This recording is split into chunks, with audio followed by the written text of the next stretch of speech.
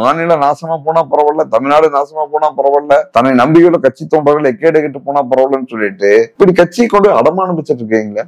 கட்சியில் இருக்கிற தொண்டர்கள் இந்த மாதிரி நேரத்தில் அமைதியா இருந்தீங்கன்னா கட்சிய இவங்க எழுதி கொடுத்து சாமி அண்ணா திமுகவல்ல அமித்ஷா திமுகனே நீங்க வச்சுக்கோங்க, இவங்களுக்கு அண்ணாவை பத்தியும் கவலை இல்லை, திராவிடத்தை பத்தியும் கவலை இல்லை, அதுக்கு உண்மை இல்லை, முன்னேற்றம்னா அது எங்க விக்குதுன்னு கேட்பாங்க. நீங்க அமித்ஷாவின் விசுவாசிகள், அமித்ஷாவின் அடிமைகள். மற்றபடி ஓபிஎஸ் என்ன நினைக்கிறாரு, ஏடிஎம்கே வாழுதோ சாகுதோ, எடப்பாடி வாழ்ந்துடக்கூடாதுங்கிறது ஓபிஎஸ் உடைய ஒரே லட்சியம். டிடிவி தினகரன் அவர் அமித்ஷா உலகத்திலேயே அவர் தான் மிகச்சிறந்த தலைவர், எதுவுமே காட்டிக்காத மாதிரி இருக்கிற எஸ்பி வேலுமணி இப்ப யாரு வேணா இந்த வேணா பேசுங்க, முதலமைச்சரா சீட்ல உட்காரும் போது என்னை அனுப்பிச்சிருங்க அப்படின்னு சொல்லிட்டு அவரு ரெடியா இருக்காரு. யார் யாரோ பேட்டி கொடுத்தா அது ஒரு ட்ரெண்டிங்காவும் பெருசா பேசப்பட்டு இருக்கும். இன்னைக்கு அந்த பேட்டியில ஜெயிச்சவரா எடப்பாடி பழனிசாமி அவர்கள் இருக்காரு, எல்லாரும் பார்த்திருப்போம். அந்த பேட்டி அமித்ஷா கூட உட்கார்ந்து பேசிட்டு இருக்கும் போது அவர் எப்படி இருந்தாரு, இன்னைக்கு ஏன் இப்படி பேசுறாரு, இதெல்லாம் உண்மையாலுமே சரியா இல்ல காமெடியா இல்ல ஏன் தான் இப்படி பண்றாங்க அப்படின்னு சொல்லி எல்லாத்துக்கும் ஒரு குழப்பம் இருக்கும். அதை பத்தி கொஞ்சம் பேசிடுவோம் இன்னைக்கு.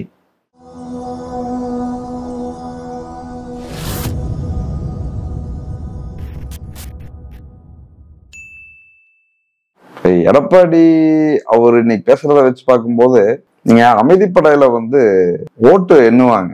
ஓட்டு எண்ணும் போது சத்யராஜ் உட்கார்ந்து இருப்பாரு, அங்க இந்த தொகுதியில் முன்னணியில் உள்ளார், 20,000 வாக்குகள் பெற்ற முன்னணியில் உள்ளார் அப்படிங்கிற மாதிரி 2026 சட்டமன்ற தேர்தல் ஓட்டு எண்ணியற்றக்கள் போலவும் அதுல 234 233 தொகுதிகளில் அதிமுக கூட்டணி வெற்றி பெற்று முன்னிலையில், அதாவது பெரும்பான்மைகளை தாண்டியாச்சு. இந்த ஒரே ஒரு தொகுதியில மட்டும்தான் அது எடப்பாடி தொகுதியில மட்டும் அவர் பின்னடைவில் இருக்கிறார் அப்படிங்கிற மாதிரிதான் இவங்கள இருந்தும் ஏதோ அமித்ஷா எஸ்பி வேலுமணி போன் பண்ணி என்னப்பா நீ முதலமைச்சரா பதவி ஆக்குறியா இல்ல யாருப்பா அனுப்புறது அப்படிங்கிற மாதிரியும் அப்படியே பரபரப்பா தமிழ்நாடு முழுக்க பேசிக்கிற மாதிரி, இல்ல அண்ணாமலை இல்ல நான் வேணா ஃபர்ஸ்ட் 2.5 வருஷம் நான் இருந்துக்கிறேன்னா, ஆனா நீங்க அதுக்கப்புறம் நீங்க இருந்துக்கோங்கண்ணா, ஆனா எடப்பாடியை விட நீங்க நல்லா ஆளுமையான ஆளுங்கண்ணா அப்படின்னு சொல்லி அண்ணாமலை சொல்லிட்டு இருக்கிற மாதிரியும், தம்பி இல்ல தம்பி நான் ஃபர்ஸ்ட் இருந்துக்கிறேனுங்க தம்பி, அப்பதான் எங்க கட்சியில ஒத்துக்குவாங்க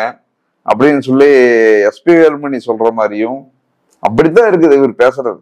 இவர் ஏதோ கூட்டணி ஆட்சின்னு சொல்லி நாங்க சொல்லல, ஆட்சி எங்களுக்கு தான், நாங்க தான் இதா இருப்போம், கூட்டணி கட்சி ஆட்சி அமைக்கும் அப்படின்னு தான் இவர் சொன்னாரு அப்படின்னு அப்படியே ஃப்ரேம்ல புடிச்சு பேசுறாரு.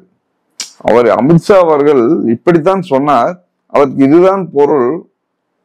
எடப்பாடி தெரியாம கேக்குறோம், அன்னைக்கு அவரு பேசுறத தமிழ்ல மொழிபெயர்த்து பேசிட்டு இருந்தாங்க, நீங்களும் அங்கதான் உட்கார்ந்து இருந்தீங்க. ஃபர்ஸ்ட்ல இருந்து கடைசி வரைக்கும் அப்படியே மௌன விரதம் இருப்பாங்கல்ல, அவங்க கூட லைட்டா ஏதாவது அப்பப்போ ஏதாவது ஜாடையாவது ஏதாவது பேசுவான், தனக்கு பிடிக்காத அல்லது தான் சொல்லாததை சொன்னால் ஜாடையாவது பேசுவாங்க ஏதாவது. அவரை எதுவும் சொல்லாம அப்படியே இப்படியே உட்கார்ந்து இருந்தாரு. கடைசியா இப்படி கை தூக்கும் போது கை தூக்குனாரு. அப்புறம் கூப்பிட்டு போய் தேநீர் விருந்து தரேன் அந்த விருந்து தரேன் எல்லாம் பண்ணினீங்க. இன்னைக்கு திடீர்னு என்னாச்சு, ஏதாவது கனவுல இவருக்கு ஏதாவது இப்படி என்ன கனவுல வந்துச்சுன்னு தெரியல இது நைட்டு.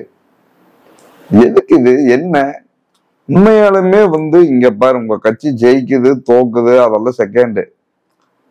அமித்ஷாவே அன்னைக்கு டென்ஷன்ல தான் இருந்தாரு, என்னடா இந்த ஆள் என்ன சொன்னாலும் ஒத்துக்க மாட்டேங்கிறான், இவ்வளவு இதா இருக்கானே அப்படின்னு சொல்லி அந்த ஆளே அந்த மூஞ்சி டென்ஷனா வச்சுட்டு உட்காந்துட்டு போனோம். அப்படி இதுல நீங்க வேற இன்னைக்கு இந்த மாதிரி நான் அப்படித்தான் சொன்னேன் இப்படித்தான் சொன்னேன் நாங்க தான் ஆட்சி அமைப்போம் அப்படின்னாலும் பேசுனீங்கன்னா உண்மையாலுமே உங்களை ஒண்ணும் இல்லாம ஆக்கிட்டு உங்க கட்சியில தான் ரெடியா இருக்காங்களே, அவங்க யாருமே அதிமுக உருப்படணுங்கிற ஆளுகளும் உங்க கட்சியில யாரும் இல்லை.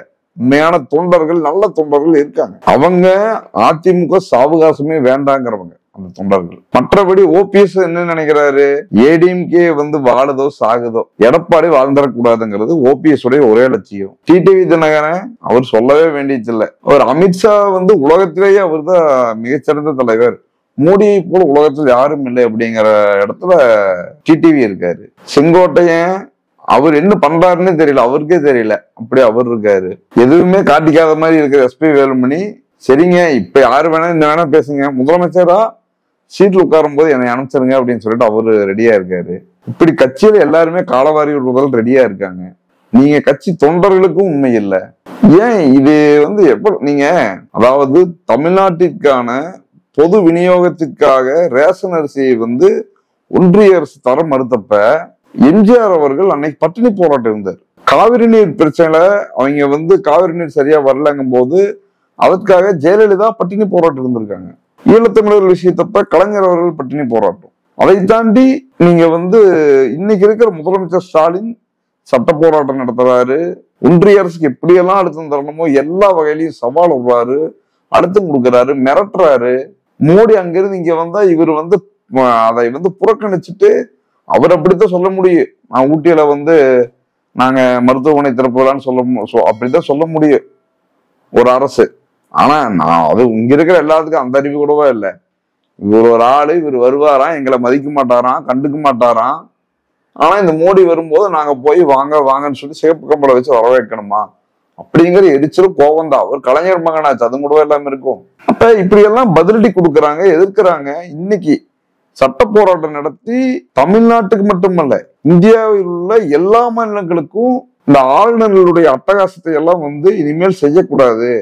ஒரு காலக்கெடு, இந்த காலக்கெடுக்குள்ள மசோதாக்களுக்கு உரிய பதில் சொல்லணும் அப்படிங்கிற உரிமையை வாங்கி கொடுத்திருக்காரு. இனிமேல் வேந்தர் தமிழ்நாட்டின் மக்களால் தேர்ந்தெடுக்கப்பட்டவங்களே வேந்தரா ஆயிக்கலாம், ஆளுநர்கள் அங்க ஒன்னும் வாலாட்டக்கூடாது அப்படிங்கறதையெல்லாம் சட்டமா வாங்கி கொடுத்திருக்காரு எல்லா மாநிலங்களுக்கும். இப்படி பல போராட்டங்களை மாநில உரிமை சார்ந்து போராடி மக்களுக்காக தொடர்ந்து பணி செஞ்சுட்டு இருக்குது திமுக. நீங்க திமுகவுக்கு எதிராக போராடுறது அப்படிங்கிறது எடப்பாடி அவர்களே அது தமிழ்நாட்டுக்கு எதிராக போராடுற மாதிரி இருக்கு இன்றைய சூழல். ஏன்னா திமுகவினுடைய ஒவ்வொரு பணிகளும் தமிழ்நாட்டின் உரிமையை மீட்பது ஒரு பக்கம், இன்னொரு பக்கம் பெற்ற உரிமைகளை பாதுகாப்பது.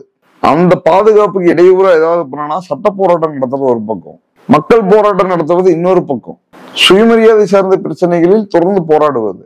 அப்படி ஒன்றிய அரசு ஏதாவது தரமாட்டேன் பண்ண மாட்டேன்னு சொல்லிட்டு தொடர்ந்து புறக்கணிச்சா இந்த நான் தர்றேன் அப்படின்னு சொல்லிட்டு தமிழ்நாட்டின் பணத்திலிருந்து எடுத்து தமிழ்நாட்டின் கல்விகளுக்காக செலவழிக்கிறது. இப்படி போயிட்டு இருக்காரு ஸ்டாலின் அவர்கள். நீங்க திமுகவுக்கு எதிரி, திமுகவை எப்படியாவது தோற்கடிக்க வேண்டும், திமுகவை எப்படியாவது வீழ்த்தியாக வேண்டும் அப்படின்னு சொல்லிட்டு எல்லாம் பேசுறது இங்க படிக்காது. உங்க கட்சிக்காரனே ஏத்துக்க மாட்டான். உங்க கட்சியில அக்னீஸ்வரன் போன்றவங்க எல்லாம் விவாதங்களில் நல்லா நெஞ்ச நிமித்தி ஒரு நல்ல விவாதமா ஒரு சவுண்டா பேசுறவங்க. நீங்க பண்ற குழப்பத்தினால, நீங்க உங்க சுயநலனுக்காக பின்வாங்கிறதுனால ஒவ்வொரு உரிமைகளையும் நீங்க தானே விட்டு கொடுத்தீங்க. ஜெயலலிதா மாநில உரிமைகள் விஷயங்கள்ல எவ்வளவு உறுதியா இருந்தாங்க பல விஷயங்கள். சிலதோட அவங்களும் தவறு செஞ்சிருப்பாங்க. ஆனா நீங்க எதுலையுமே உண்மையா இல்லையா, உறுதியா இல்லையா? உங்களோட விஷயத்துல என்ன ஓபிஎஸ் டிடிவி போன்ற ஆட்கள் எல்லாம் பாத்துட்டீங்கன்னா ரொம்ப ரொம்ப மோசமானவன். அவங்களுக்கு நீங்க பரவாயில்லன்னு சொல்லலாமே ஒழிய, மற்றபடி இப்படி ஒரு மாநில நாசமா போனா பரவாயில்ல, தமிழ்நாடு நாசமா போனா பரவாயில்ல, தன்னை நம்பிக்கையுள்ள கட்சி தொண்டர்கள் எக்கேடு கெட்டு போனா பரவாயில்லன்னு சொல்லிட்டு இப்படி கட்சி கொண்டு அடமானம் வச்சுட்டு இருக்கீங்களே. தமிழ்நாடு இந்த சட்ட போராட்டத்தில் நடத்தினத வந்த தீர்ப்பை படிச்சு காட்டிட்டு இருக்காரு உள்ள முதல்வர். நீங்க அப்படியே வெளிநடப்பு செஞ்சுட்டு இருக்கீங்க. அவங்க என்ன தமிழ்நாட்டுக்கு துரோகம் பண்ணியா படிச்சு காட்டிட்டு இருந்தாரு? அதெல்லாம் நீங்க தான் பண்ணிட்டு இருக்கீங்க. இதுல இன்னைக்கு கூட்டணி ஆட்சியை பத்தி என்ன நினைப்பில் இருக்கீங்கன்னு தெரியலைங்க எடப்பாடி. இதெல்லாம் கொஞ்சம் கூட நியாயம் இல்லைங்க. பிஜேபி நல்ல ஸ்ட்ராங்கா இருக்கிற, நல்ல வெற்றி வாய்ப்போட இருக்கிற கட்சிகளையே முழுங்கி ஜீரணித்தர அவ்வளவு பெரிய மோசமான விஷப்பாம்புகள் போல பிஜேபி கட்சி. உங்களை எல்லாம் நீ இவ்வளவு அக்கப்போரோட இவ்வளவு சுயநலனுக்காக அப்பெல்லாம் கலைஞர் அவர்களோ ஜெயலலிதா அவர்களோ எம்ஜிஆர் அவர்களோ போராட்டம் பண்ணனப்ப ஒன்றிய அரசுல இருக்கிற அதிகாரிய அமைச்சர்கள் இங்க சமரசம் பண்ணி சரி நீங்க சொல்றபடி கேட்கறேன்னு சொல்லிட்டு அதை ஒத்துக்கிட்டு போனாங்க. இன்னைக்கு நீங்க ஏதாவது அப்படி பேச முடியுமா? நீங்க என்ன அதிகபட்சம் பேசுறீங்க?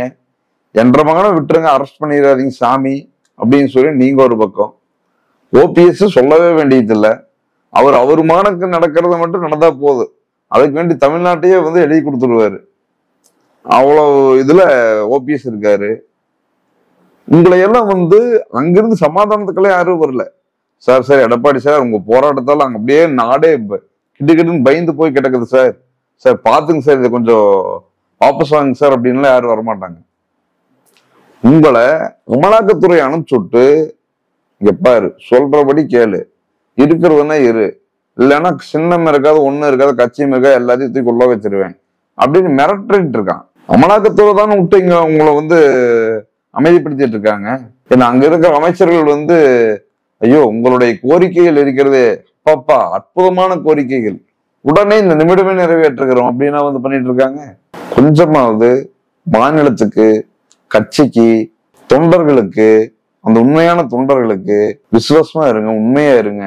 இவ்வளவு கேடுகட்ட நிலை வேண்டாம். வரலாற்றுல இவ்வளவு ஒரு கட்சியை நாசப்படுத்தினவங்க, தன் சுயநலனுக்காக கட்சியை நாசப்படுத்தினவங்கிற பேரை சுமக்காதீங்க, சரியா? நம்ம தோத்தாலும் ஜெயிச்சாலும் மாநில உரிமைகளுக்காக கடைசி வரைக்கும் உண்மையா இருந்தாரு, அதுல இவர் பாராட்டணும் அப்படிங்கிற மாதிரியான ஒரு நல்ல தலைவரா இருக்கிறதுக்கு முயற்சி பண்ணுங்க. அந்த நேரத்தில் தலைவர் இருக்காரோ இல்லையோ, தொண்டர்களாவது அவருக்கு அந்த அழுத்தத்தை கொடுங்க. கட்சியில் இருக்கிற தொண்டர்கள் இந்த மாதிரி நேரத்தில் அமைதியா இருந்தீங்கன்னா கட்சிய இவங்க எழுதி கொடுத்து, சாமி அண்ணா திமுகவில் அமித்ஷா திமுகனே நீங்க வச்சுக்கோங்க, அதை பத்தி எல்லாம் எங்களுக்கு எந்த பிரச்சனையும் கிடையாது, திமுகங்கிறதே அனைத்துமே அண்ணா திராவிட முன்னேற்ற கழகம் எதுக்கு பயந்துட்டு தான் மாத்தினாங்க. அதனால நீங்க தொண்டர்கள் தான் உங்க கட்சியை பாதுகாக்கணும். இந்த தலைவர்கள் எல்லாரும் சுயநலமிக்க தலைவர்கள். இவங்களுக்கு அண்ணாவை பத்தியும் கவலை இல்லை, திராவிடத்தை பத்தியும் கவலை இல்லை, அதுக்கு உண்மை இல்லை. முன்னேற்றம்னா அது எங்க விக்குதுன்னு கேட்பாங்க. இது இவங்களுக்கு அண்ணாவுக்கு திராவிடத்துக்கு முன்னேற்றத்துக்கு எதுக்கு சம்பந்தம் இல்லை. இவங்க அமித்ஷாவின் விசுவாசிகள், அமித்ஷாவின் அடிமைகள். இவங்க இருந்து உங்க கட்சிய, இங்க இருக்க அண்ணா திராவிட முன்னேற்ற கழக உண்மையான தொண்டர்கள் மீட்கணும். தமிழ்நாட்டு உரிமைகளுக்கு, தமிழ்நாட்டின் சுயமரியாதைக்கு, தமிழ்நாட்டின் உரிமைக்கு போராட நாம் அனைவரும் ஒண்ணா இருக்கணும். நன்றி.